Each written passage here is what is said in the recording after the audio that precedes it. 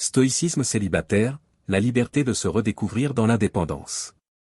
Le célibat est un espace vaste, une toile vierge que beaucoup redoutent, mais que le stoïcien apprend à chérir.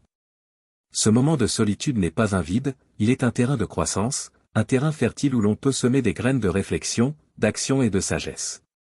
Le stoïcisme enseigne que la paix intérieure ne dépend pas de l'état civil, mais de la maîtrise de soi et de la relation que l'on entretient avec ses propres désirs et besoins.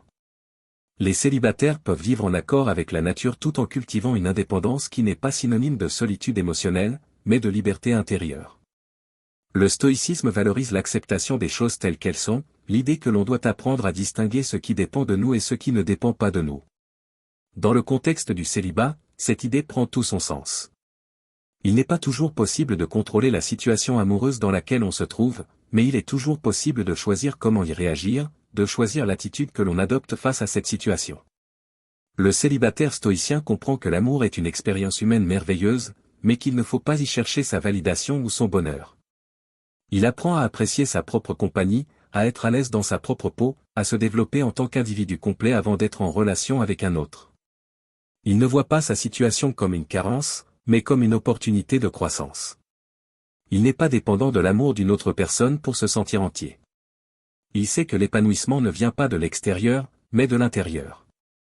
Les moments de solitude deviennent pour le stoïcien des occasions d'explorer ses pensées, de méditer sur la nature de l'existence, sur la vertu et la sagesse. Il n'a pas besoin de la compagnie d'une autre personne pour se sentir complet. Il s'efforce de trouver la paix intérieure dans ses propres réflexions et dans son propre développement personnel. Ce processus n'est pas isolant, mais transformateur, car il permet de créer une relation plus authentique et plus saine avec les autres lorsqu'il s'ouvrira à une nouvelle rencontre. Le stoïcisme enseigne aussi la maîtrise des émotions et des désirs.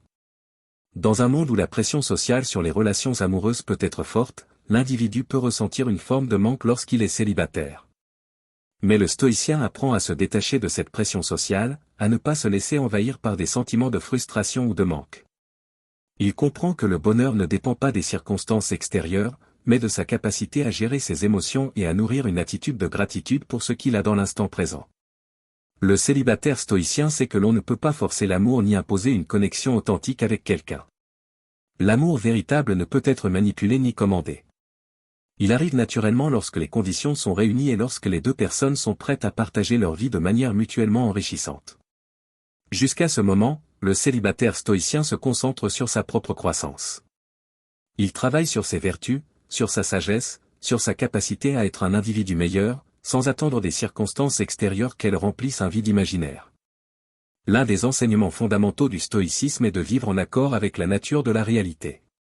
Cela implique de comprendre que certaines choses échappent à notre contrôle et que nous devons accepter ce fait sans nous laisser abattre par des événements que nous ne pouvons pas changer.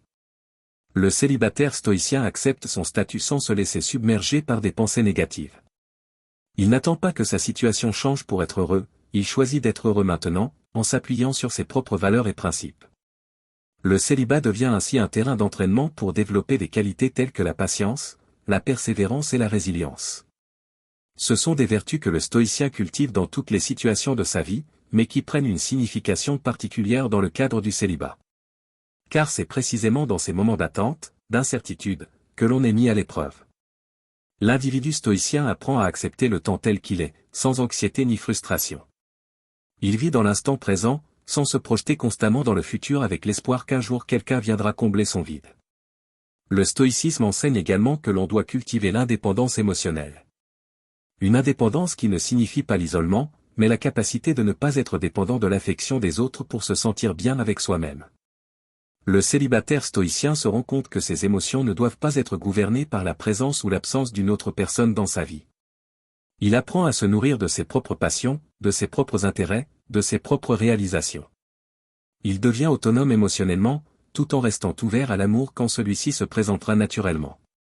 Un autre aspect du stoïcisme que le célibataire peut intégrer est la compréhension que chaque expérience de vie est une occasion d'apprendre et de grandir. Le célibataire stoïcien ne considère pas la solitude comme une période négative, mais comme une phase de sa vie qui lui permet de se concentrer sur son développement personnel. Il s'interroge sur ses désirs, sur ses attentes et sur les raisons pour lesquelles il cherche l'amour. Il se demande si l'amour qu'il désire est basé sur une véritable connexion ou s'il est influencé par des attentes sociales superficielles. Les relations amoureuses peuvent être une source de grande joie, mais elles peuvent aussi être une source de souffrance et de frustration. Le célibataire stoïcien comprend cela. Il ne place pas son bonheur entre les mains d'un autre, mais dans sa capacité à être en paix avec lui-même. Il sait qu'il est déjà complet et qu'il ne cherche pas une autre personne pour combler un manque, mais pour enrichir sa vie. Si une relation amoureuse se présente, alors il la vit pleinement, mais il ne dépend pas de cette relation pour valider son existence. Dans cette quête d'indépendance intérieure, le stoïcien comprend que la seule personne sur laquelle il peut vraiment compter, c'est lui-même. Il apprend à être son propre allié, à se soutenir dans les moments difficiles et à se réjouir de ses propres réussites. Il ne se compare pas aux autres, mais se concentre sur son propre cheminement de croissance personnelle.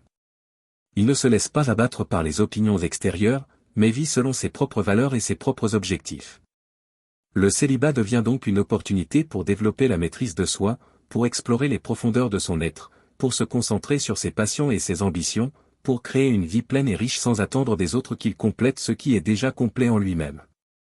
Le stoïcien célibataire choisit d'être en paix avec lui-même et de se préparer à la rencontre avec l'autre, non pas dans l'attente d'une solution à un problème, mais dans l'envie de partager une vie d'égal à égal.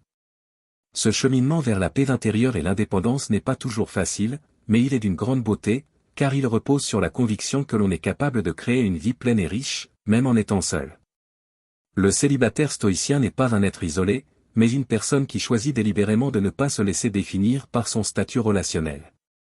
Il vit sa vie avec intégrité, avec sagesse et avec l'ouverture d'esprit qui caractérise le véritable stoïcien. Il sait que le célibat n'est qu'une phase de son voyage et que tout ce qu'il vit pendant cette période contribue à son développement personnel. Il apprend à aimer la personne qu'il est sans avoir besoin de l'approbation de l'autre.